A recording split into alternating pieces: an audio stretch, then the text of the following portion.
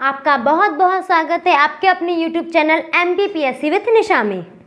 आज हम पढ़ने वाले हैं भारत का स्वतंत्रता अधिनियम 1947 अर्थात भारत स्वतंत्रता अधिनियम 1947 को हम आज पढ़ेंगे।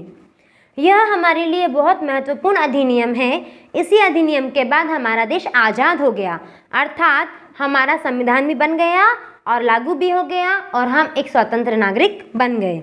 तो जानिए कि कैसे कैसे अधिनियम आया और कैसे कैसे हमारे देश को आज़ादी मिली।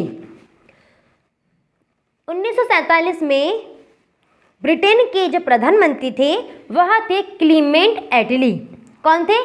क्लीमेंट एटली प्रधानमंत्री थे ब्रिटेन में। ओके, और यहाँ पर वो शासन करते थे, राज्य करते थे। लेकिन 1945 में क्या हुआ था? 1945 में संयुक्त राष्ट्र संघ की स्थापना हो गई थी 24 अक्टूबर 1945 को। और संयुक्त राष्ट्र संघ के जो भी देश सदस्य बनेंगे उसमें यह था कि वह देश स्वतंत्र होंगे, किसी भी देश के उपनिवेश नहीं होंगे, किसी भी देश के गुलाम नहीं होंगे। तो रूस ने क्या किया था कि भारत को ले गया था, मतलब भारत से लोगों को ले गया था, भारत से मुख्य नेताओं को ले गया था और उस पर सिग्नेचर करवा दिए थे। तो भारत ने जैसे ही सिग्नेचर करे तो ब्रिटेन को भारत को स्वतंत्र करना ही पड़ेगा। ठीक है, तो उसी स्वतंत्रता के लिए यह भारत स्वतंत्रता अधिनियम 1947 आया। 20 फरवरी 1947 को प्रधानमंत्री क्लीमेंट एटली जो लेबर पार्टी के थे उन्होंने घोषणा की कि 30 जून 1947 तक ब्रिटिश शासन, जो भारत में ब्रिटिश शासन था, उसे पूर्णतः समाप्त कर दिया जाएगा। 20 फरवरी को उन्होंने बोला कि हम घोषणा करते हैं कि भारत से ब्रिटिश शासन का अंत हो जाएगा। और ये कब तक हो जाएगा? 30 जून 1947 तक हो जाएगा। लेकिन 30 जून आने से पहले 3 जून को एक घोषणा और हो गई। 3 जून को यह हुआ कि 1947 में हमारा देश आज़ाद हुआ और आज़ादी की मांग तो पहले से ही चल रही थी। और आज़ादी की मांग के लिए क्या चल रहा था? संविधान सभा की मांग चल रही थी, जिसके तहत 1946 से हमारा संविधान लिखना शुरू हो गया था। हमारा संविधान लिखाना शुरू हो चुका था। तो 3 जून को यह घोषणा हुई कि संविधान सभा द्वारा बनाया जा रहा संविधान जिसे लागू नहीं होगा, जिसे स्वीकार नहीं होगा, वह संविधान लागू नहीं होगा। और यदि संविधान लागू नहीं होगा तो नियम नहीं होंगे, देश आज़ाद नहीं होगा। अर्थात संविधान को जो भी लोग संविधान सभा के द्वारा बनाए गए संविधान को मानेंगे वहीं पर यह लागू होगा। तो मुस्लिम लीग तो मान ही नहीं रही थी, उसे तो मानना ही नहीं था, वो संविधान सभा में ही नहीं आती थी। तो मुस्लिम लीग ने एक अलग राष्ट्र की मांग की। उन्होंने पाकिस्तान की मांग की थी कि हमें अलग पाकिस्तान चाहिए। तो जब उन्होंने 3 जून को घोषणा की कि जिसको नहीं मानना वह मत माने, ना माने, तो ये बात किसने स्वीकार कर ली? कांग्रेस ने भी स्वीकार कर ली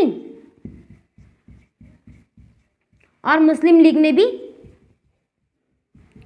स्वीकार कर ली। अर्थात दोनों ने स्वीकार कर ली, जिसको मानना है संविधान मानो, जिसको नहीं मानना वो मत मानो। तो हमने संविधान सभा में 1946 में बनाया, मतलब हमारा संविधान बनके तैयार हो गया। मुस्लिम लीग अपना बनाए, अपना जाने, ऐसा हुआ था उस समय। तो 3 जून की घोषणा, तो 3 जून की घोषणा माउंटबेटन की योजना के तहत थी। तो 1947 में वायसराय थे वेवेल। वायसराय कौन थे? वेवेल थे। लेकिन मार्च में वेवेल थे, 1947 तक रहे, फरवरी तक। मार्च में माउंटबेटन वायसराय बनकर आए।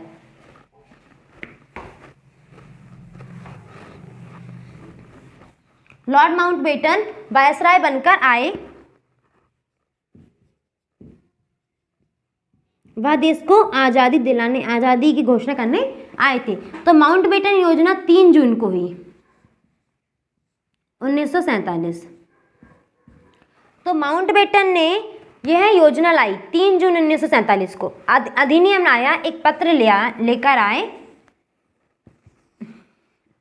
और जिसमें भारत के विभाजन की बात थी, तो उन्होंने बोल दिया 14 अगस्त 1947 को पाकिस्तान एक नया राष्ट्र बनेगा तथा 15 अगस्त 1947 को स्वतंत्र भारत का उदय हुआ। यह घोषणा थी 3 जून 1947 को भारत का हो गया विभाजन, 14 अगस्त 1947 को पाकिस्तान को आज़ादी मिली व 15 अगस्त 1947 को हमारे स्वतंत्र भारत का उदय हुआ, अर्थात 15 अगस्त 1947 को भारत स्वतंत्र हो गया। किस योजना के तहत? माउंटबेटन योजना के तहत। माउंटबेटन कौन थे? तो यह उस समय वायसराय थे। कौन थे? वायसराय थे।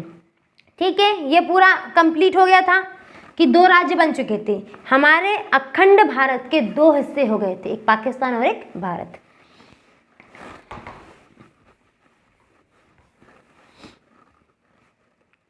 अब देश आज़ाद हो चुका है, संविधान बन रहा है। तो जब तक संविधान बन रहा है तब तक के तो ये गवर्नर वायसराय थे, क्योंकि संविधान बन जाएगा तभी तो देश में नियम आएंगे और देश चलेगा। तो जब तक संविधान नहीं बन जाता, उन्होंने कहा था गवर्नर वायसराय ने कि 1935 के अधिनियम के तहत ही देश को चलाइए। जब तक कि संविधान का निर्माण नहीं हो जाता, 1935 के अधिनियम के तहत ही देश को चलाना होगा। हालांकि देश आज़ाद हो चुका है, लेकिन हमारा संविधान नहीं बना है। संविधान बन रहा था उस टाइम पे, संविधान सभा की गठन 1946 में हो गया था और हमारा संविधान बन रहा था और हमारा देश भी आज़ाद हो चुका था। तो देश आज़ाद हो चुका है, लेकिन नियम कौन से चल रहे थे? 1935 के नियम चल रहे थे। 1935 के नियम के अनुसार देश में कौन होता था प्रधान? वायसराय होता था। तो वायसराय रहा। ठीक है, जब तक हमारा संविधान लागू नहीं हुआ तब तक के कौन रहा? वायसराय रहे। उन्होंने कहा था हम नहीं जा रहे, बाकी लोग तो चले गए हैं ब्रिटेन, हम बैठे हैं, आप संविधान बना लीजिए अच्छे से, हम देखते हैं संविधान बढ़िया बनाइए। तो संविधान बन रहा था, वायसराय बैठे हुए थे और हमारा संविधान 26 नवंबर 1949 को बनकर तैयार हो गया। हमारा संविधान 26 नवंबर 1949 को बनकर तैयार हो चुका था। लेकिन लागू क्यों नहीं हुआ था? लागू इसलिए नहीं हुआ था क्योंकि वह एक विशेष दिन को ढूंढ रहे थे। कितना अच्छा संविधान है, इतना बड़ा संविधान है, इतनी मेहनत से बनाया है, पूरे देश की जनता, पूरे देश का शासन इस संविधान पर निर्भर करेगा, इस संविधान पर निर्भर करेगा। तो इस संविधान को एक विशेष दिन लागू करना है।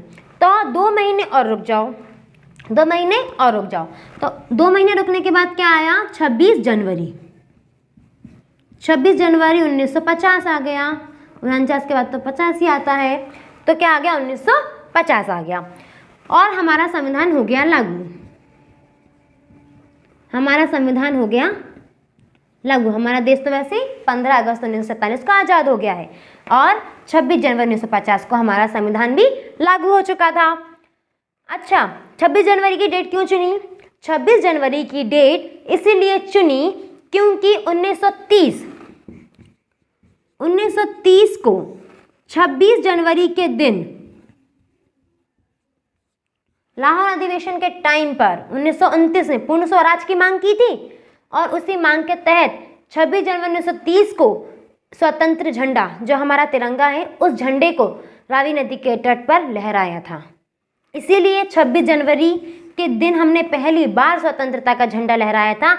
इसीलिए 26 जनवरी के दिन ही 1950 में संविधान को लागू किया, ताकि यह एक स्पेशल डे हमारे लिए, स्पेशल डेट हमें याद रहे, हमारे लिए स्पेशल डेट बन जाए। ओके, तो 26 जनवरी 1950 को हमारा संविधान लागू हो चुका है। तो हमारे संविधान में लिखा है कि भारत का एक राष्ट्रपति होगा, अनुच्छेद 52 के तहत, कि हमारे देश में एक राष्ट्रपति होगा। और उससे पहले हमारा देश चल रहा था 1935 के अधिनियम के तहत, जिसके तहत क्या होते थे? वायसराय होते थे, जो कि क्या थे? वायसराय पूरे भारत पर इनका शासन था। जब हम इनके गुलाम थे तब पूरे भारत पर क्या था? इनका शासन था। और ये कौन थे उस समय? 1947 में कौन थे उस समय? Mountbatten, Lord Mountbatten. तो लॉर्ड माउंटबेटन जो थे, अब हमारा संविधान लागू हो चुका है तो ये वायसराय जो है, ये जो वायसराय हैं, इनका पद घट के क्या हो गया, गवर्नर जनरल हो गया, क्योंकि शासन, भारत से शासन खत्म हो चुका है, तो इनका पद घट के क्या हो गया, गवर्नर जनरल। तो यदि पूछा जाए कि भारत के अंतिम गवर्नर जनरल, क्योंकि आप गवर्नर जनरल नहीं बनेंगे, आप क्या बनेंगे, डायरेक्ट राष्ट्रपति बनेंगे, तो भारत के अंतिम गवर्नर जनरल कौन थे, लॉर्ड माउंटबेटन। कौन थे, लॉर्ड माउंटबेटन। और देश हो चुका था 1947 में आज़ाद, तो स्वतंत्र भारत के प्रथम गवर्नर जनरल भी कौन थे, लॉर्ड माउंटबेटन। डायरेक्ट क्वेश्चन आता है, स्वतंत्र भारत के प्रथम गवर्नर जनरल लॉर्ड माउंटबेटन। क्यों, क्योंकि वायसराय का पद तुरंत हटा, तुरंत खत्म, और क्या आ गए, वो खसक के गवर्नर जनरल पर आ गए। तो अंतिम गवर्नर जनरल कौन हो गए, लॉर्ड माउंटबेटन हो गए, और स्वतंत्र भारत के प्रथम गवर्नर जनरल भी कौन हो गए, लॉर्ड माउंटबेटन हो गए। अब जब ये देश छोड़ के जा रहे हैं, देश छोड़ के जा रहे हैं, संविधान लागू होने की 2-3 दिन पहले की बात बता रही हूँ मैं, ये देश छोड़ के जाने की बात कर रहे हैं कि जाना ही है इनको तो एक दिन, खैर। तो गवर्नर जनरल कैसे बनाया गया, ये लॉर्ड माउंटबेटन गवर्नर जनरल कब बने थे, जब हमारा संविधान लिखा ही रहा था, उस टाइम की बात। संविधान लागू हो चुका है, राष्ट्रपति बन चुका है, वो अलग बात है। मैं ये बता रही हूँ कि वायसराय से गवर्नर जनरल लॉर्ड माउंटबेटन कैसे हो गए। तो जब संविधान लिखा रहा था, संविधान बन रहा था, उस टाइम पे माउंटबेटन, वायसराय का पद हट के गवर्नर जनरल हो गया, माउंटबेटन अंतिम गवर्नर जनरल हो गए।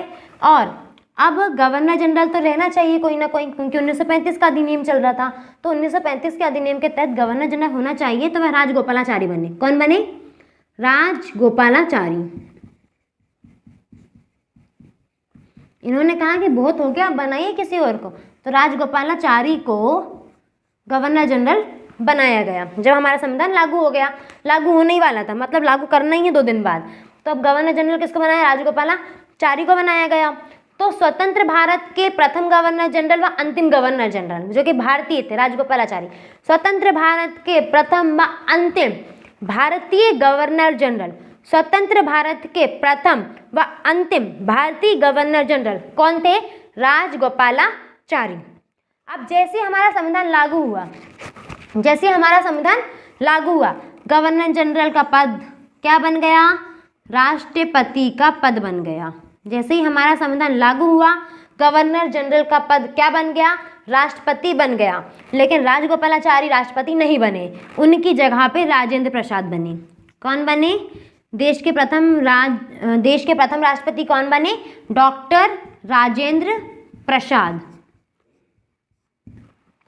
डॉक्टर राजेंद्र प्रसाद भारत के प्रथम गवर्नर जनरल बने।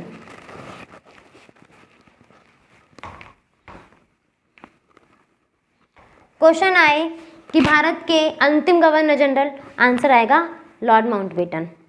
क्वेश्चन आए स्वतंत्र भारत के प्रथम गवर्नर जनरल, आंसर आएगा लॉर्ड माउंटबेटन। क्वेश्चन आए स्वतंत्र भारत के प्रथम व अंतिम भारतीय गवर्नर जनरल, तो उसका आंसर रहेगा राजगोपालाचारी। फिर क्वेश्चन आए कि भारत के प्रथम राष्ट्रपति, तो कौन बन गए थे, राजेंद्र प्रसाद, डॉक्टर राजेंद्र प्रसाद। और पंडित जवाहरलाल नेहरू जी को प्रधानमंत्री के पद की शपथ दिलवा दी गई थी।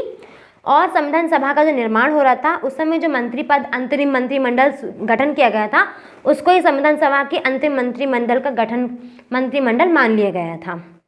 इस प्रकार भारत स्वतंत्रता अधिनियम 1947 लागू हुआ व हमारा देश 15 अगस्त 1947 को आज़ाद हो गया।